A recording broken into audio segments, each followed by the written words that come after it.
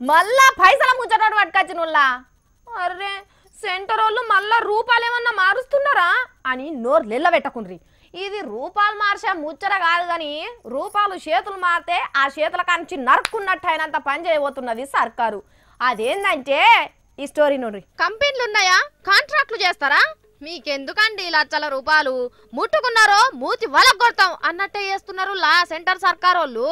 Cash less అని అంటున్నారు కదా, 3 లక్షలకు మించి ఒక్క రూపాయి అన్న ఎవ్వరి దగ్గర నుంచి అన్న తీసుకున్నారనుకో తీసుకున్నంత ఫైన్ వేస్తారట. అంటే ఏదన్నా భూములు జాగలో అమ్ముకున్నప్పుడు 3,50,000 4 లక్షలు తీసుకున్నారు అనుకోర్రి, తీసుకున్న రూపాయలు తీసుకున్న వాళ్ళకే ఫైన్ వేస్తారట.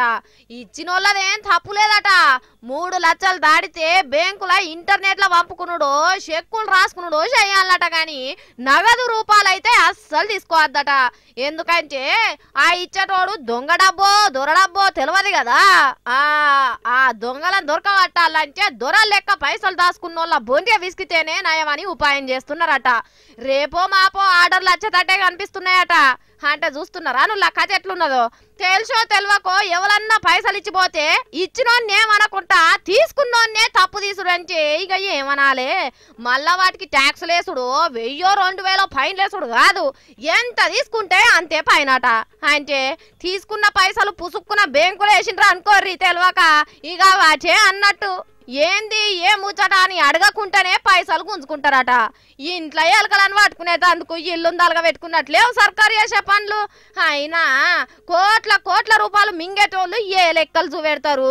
బ్యాంకుల చెయ్యి గలవకుంటేనే మొన్న నల్లపైకం కట్టలు దొంగల ఇండ్లకి చేరినాయా?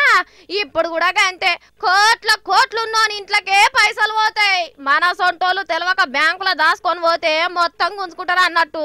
అంటే ఏదేమైనా పేదోడు పైసల ముఖం చూడొద్దన్నట్టు కాదా? రాను ఇంకెన్ను పాయలు చేస్తారో ఈ సర్కారు వాళ్ళు చూడాలే.